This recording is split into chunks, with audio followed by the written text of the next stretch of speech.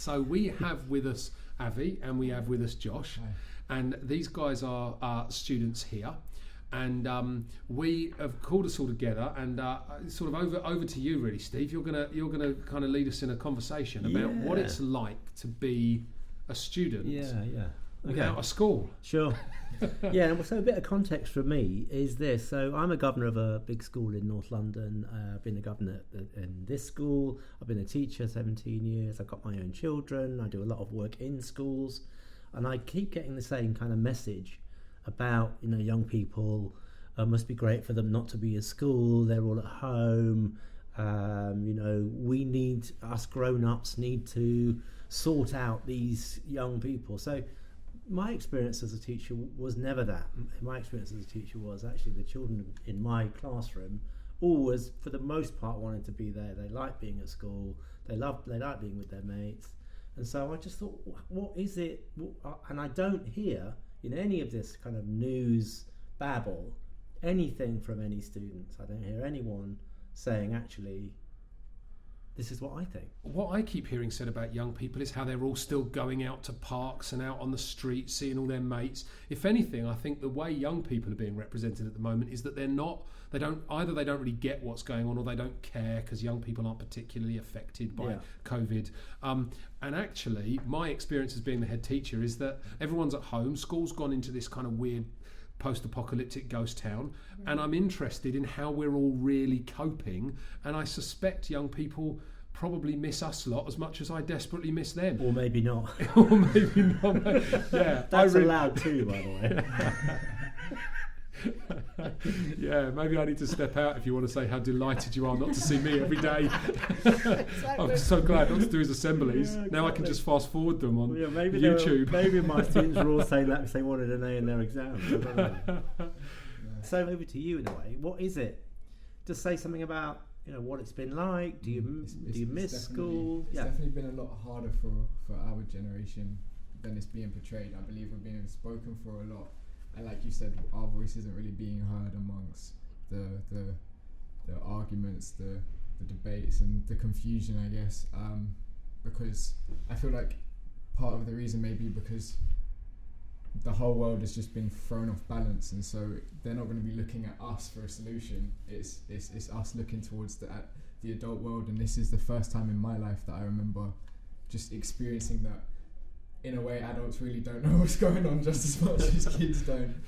It's been hard, and coping is the word that the important word in the situation. But for me, it's been like I never realised how important my routine was until it was taken away from me. I remember waking up. I think it must have been one of the first days of the lockdown, and just feeling like, what now? Like, what happens now? No one knows what's going to happen. No one knows how long this is going to last, and so we have to take it each day. And something for me is I can't really cope with uncertainty and not, like I said, having that routine. So it is hard to stay on balance. But I feel like my generation, our generation, are being portrayed as not taking this seriously.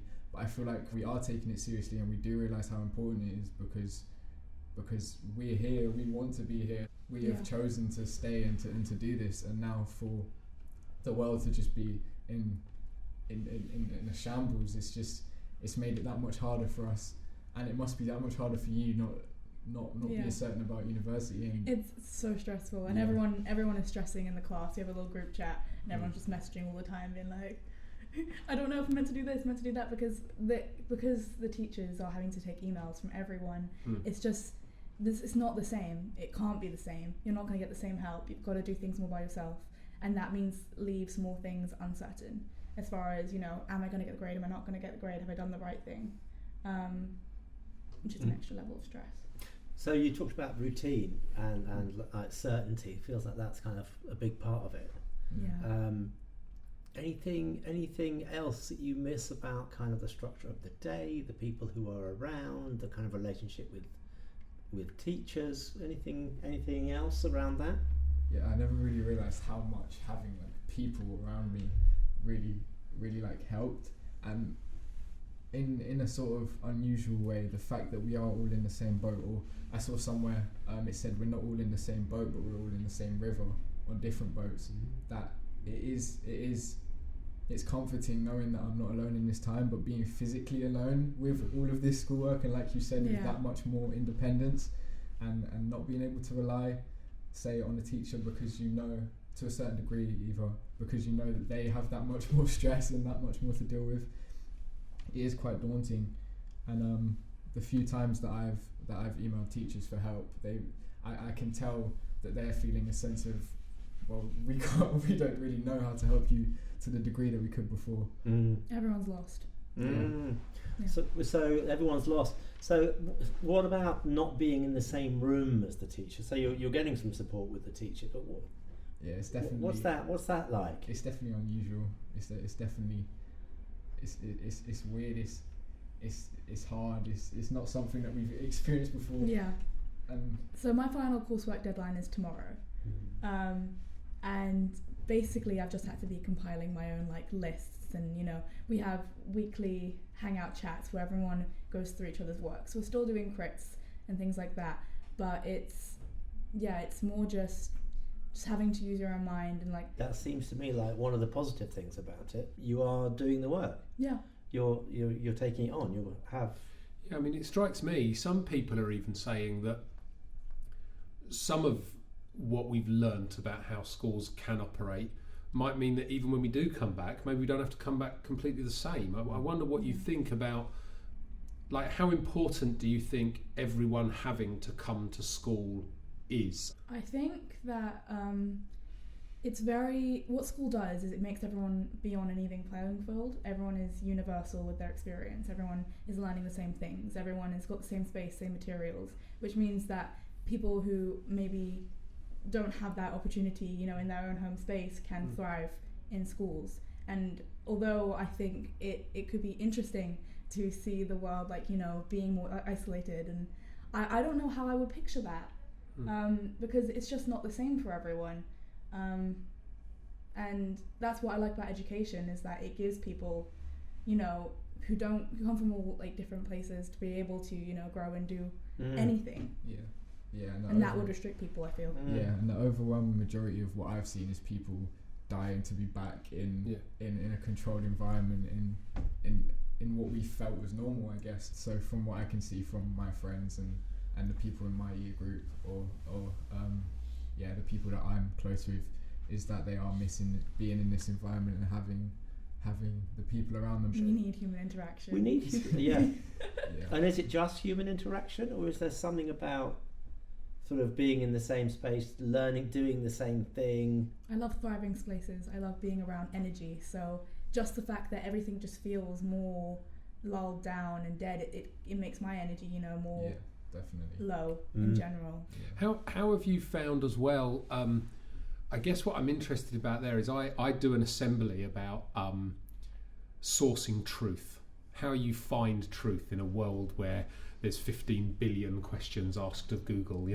What I always say about that in my assemblies is that's the bit where relationship becomes most important, because actually it's in the conversations we have with real people who we know like us and we like them that we figure out what we really think about an infinite number of ideas that just spin around. I wonder if I can ask, when you've been in isolation, and I know screen time has gone up massively and everyone's online, and does that world feel bewildering? I wonder if that's part of what people miss, that actually there's just these millions and millions and millions of ideas, and there's TikTok and there's Zoom and there's all of that's buzzing around, but actually none of that's as grounded as sitting in the canteen at break time having a sausage roll with a mate. You don't realise how much those things mean, like being disconnected from the digital world, I guess, and spending time with people. Because in theory, every child's fantasy would be if school was still running and you guys turned around and said, all right, next week you don't have to come in, you can just stay at home. Everyone would do it, everyone would love it. But now that we've been forced to stay at home and to communicate online and to just watch Disney Plus and Netflix all day, we really want to have those physical connections back. And I guess isolation's been a time of reflection in a way, because it's just made, for me, I can't obviously speak for everyone, but for me, it's made me realise how much those times spent with your friend, just one lunchtime sitting with someone who you haven't spoke to for a while, in person, things like that, how much they really meant and how much they really affected me in a positive way. I think about my younger siblings that I have. I have 3 younger siblings. One he's just in his last year of GCSEs, and then 2 in primary school. And they're actually, I wouldn't say they're enjoying it, but they're not necessarily worried about the schoolwork because they don't have the responsibility of thinking that it's going to mean anything. They go to school because it's, an obligation.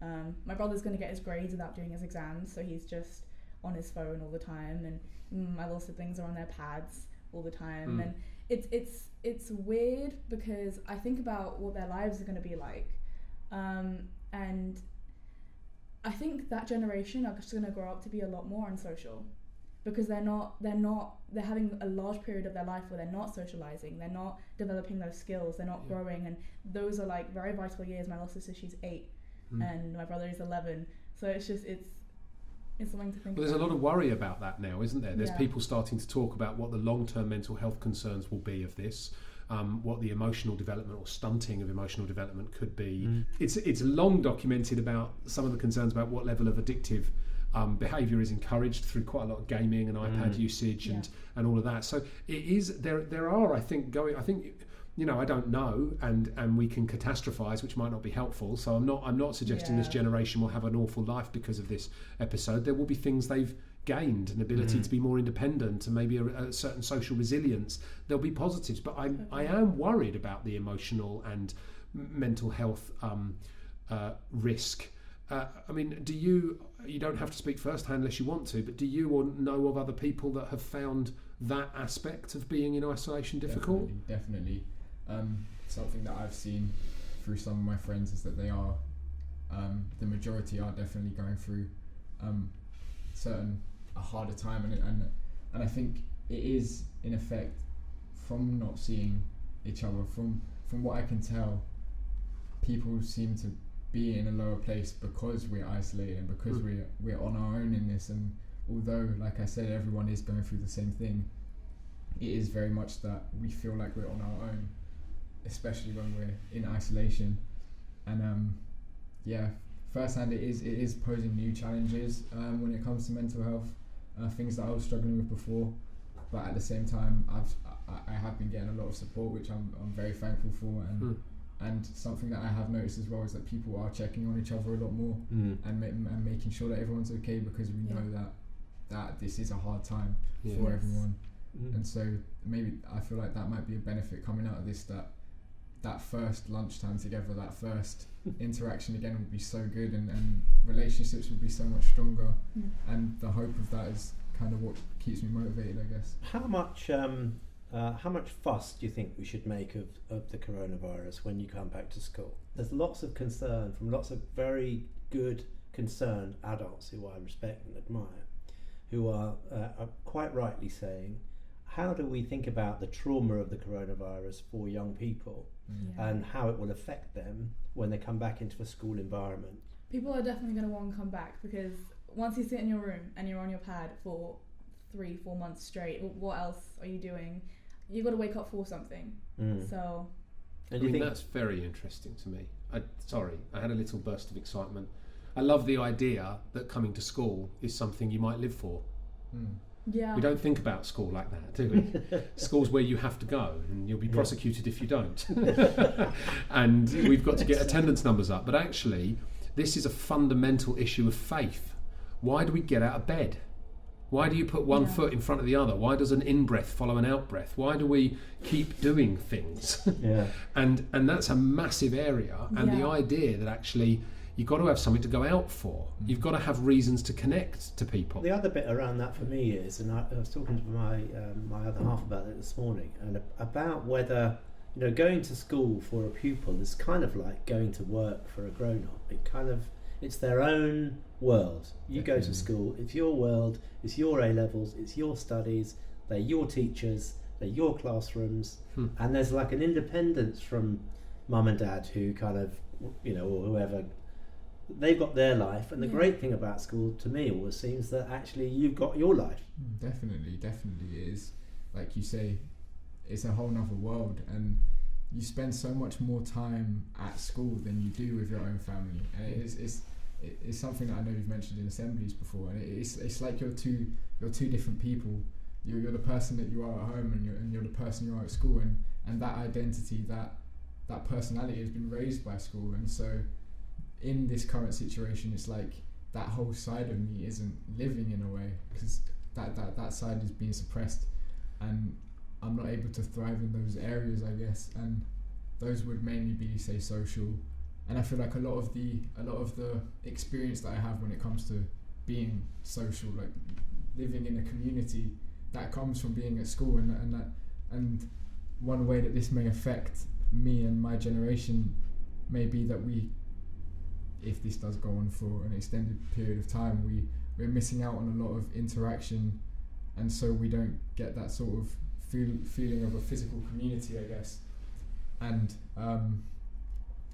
I think school and a school environment, it does raise you, and your experience with school does raise you, because say someone who has a bad experience with school may end up going to do something that has nothing to do with school, but then kids who want to become teachers, like one of my friends in the lesson we had today on the video call, she said she wants to be a music teacher. She wouldn't have felt that way if she didn't have a good experience with music in an educational environment. And so it does mold you to become those two parts of you, the home person and the school person. Those two worlds do definitely balance out who you become and who you grow to be, I feel. It's definitely something that I realised, was because taking performing arts, musical theatre, was a leap of faith for me. It was something that I've never done before, but it's something that I enjoy so much. And I realised that when we put on Bring It On, which I was in, my mum after the show, she said she never realised that I even enjoyed performing. Wow. And it's something that I've enjoyed doing for so long, and like I said, it's something that I wouldn't have known that I had an ability to do. I wouldn't know that I enjoyed it if I hadn't done it in this environment. And so now that this environment has been taken away from me, further self-development and self-growth and finding myself is being hindered, I guess, because I'm not having those opportunities, and I'm not being able to experiment in a way with myself. Yeah, and that's not just academic, is it? That's not just an academic thing. It's obviously the academic part is a big part of it, but also socially and things like that, through friendship groups, because I feel your development, a big part of your development is the people that you're around and the people that you associate with.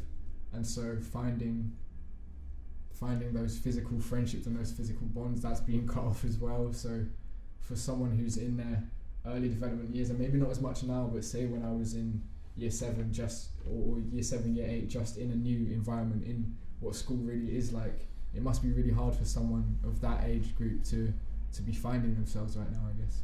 And what's the teacher's role, do you think, in that? I feel like in a way it's similar to a parental role. I see my teachers more than I see my parents, and a lot of kids may see their teachers more than they see their dad. They might see their teacher more than they see their mum, depending on what their home life is like. And so those parental roles and what you take from someone when moulding yourself and when becoming an adult, because in a way, as much as school is for your academic benefit, is also for your benefit as an adult and as a human being. Is walking in the footsteps of someone who's already been there, and someone who's willing to teach you, to give you what they have. So the teacher's sort of parental role is being taken away as well, and it's hard to walk in the footsteps of someone that you're only seeing over a screen. Yeah, it's a real challenge for schools, how we continue to provide that physical community. Yeah. So crucial to the development of young people when physical distancing is in place, and that, you know, that's why I've never liked the term social distancing, because actually we need social closening.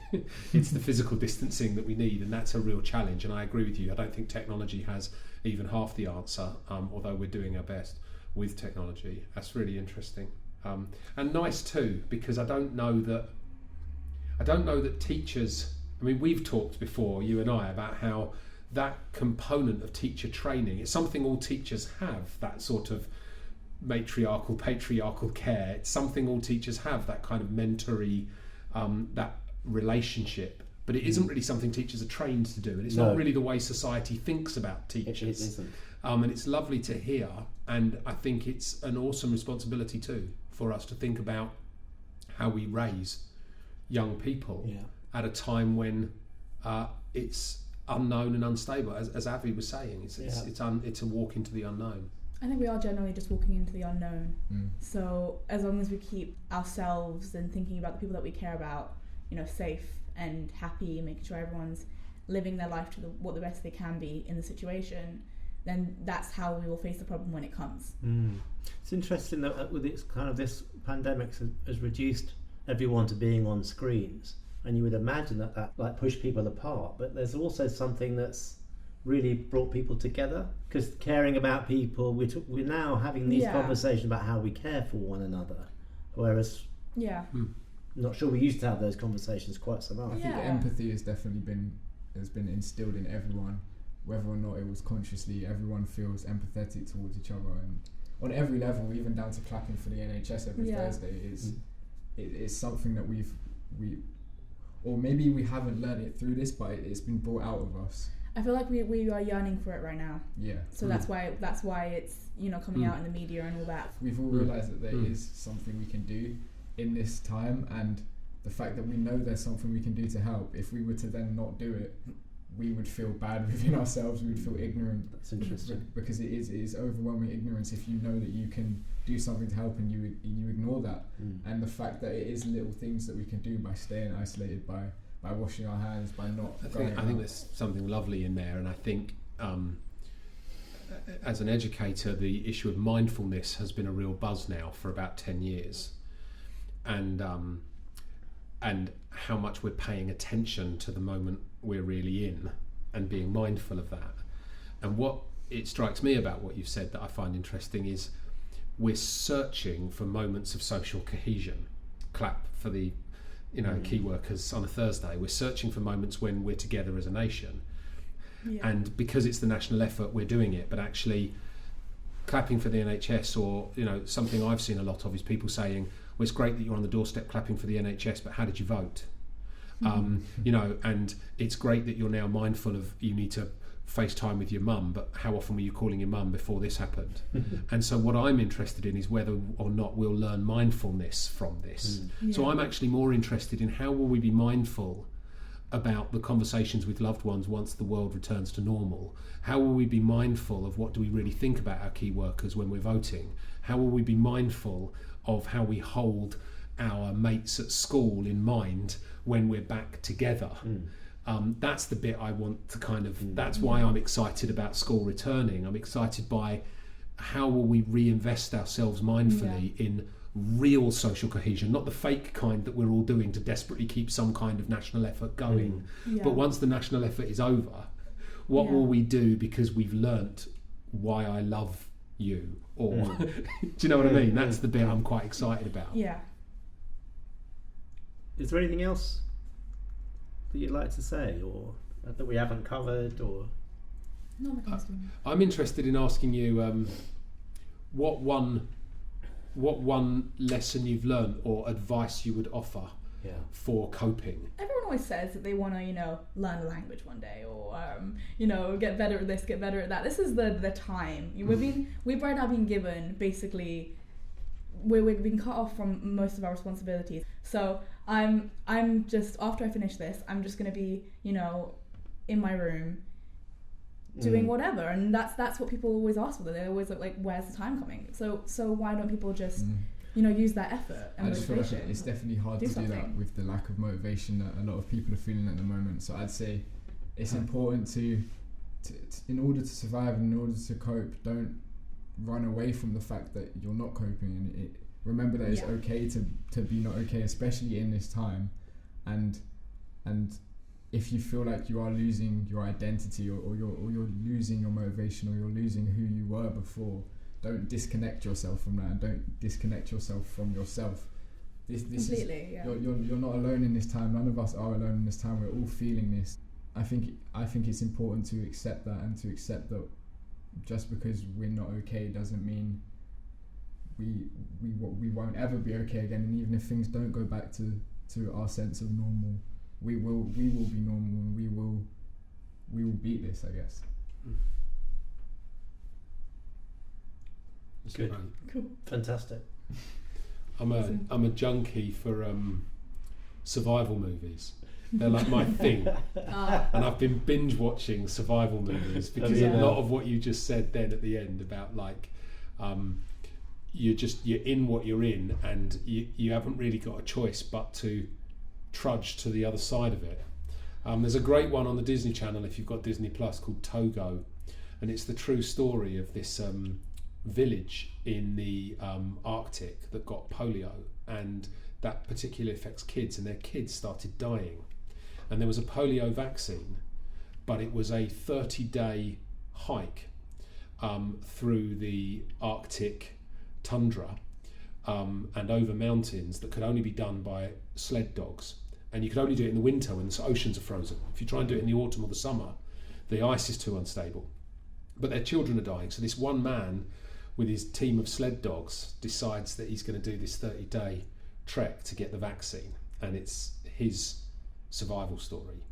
And we watched it together as a family, and we just all wept. And it really helped. And something of what Josh was saying just then about it's, I'm going to hold it in, but something about what you just said about it's okay not to be okay, and actually the profound wisdom in that sense of watch a good weepy, let it out, and then get on with trudging to the vaccine. But there's something also about what you said, Josh, which is about we all have a sense that we can get through it, and we will find a new normal, a different normal. We'll take a different picture. I feel like it's a really British thing to be so positive even in the face of this adversity and this overwhelming negativity. We believe in the underdog. We all believe that we will get through it. It's true. Yeah. Brilliant. Thank you for your time. Thank you. Yeah, brilliant. Thank you so much. All right, I'm pressing stop.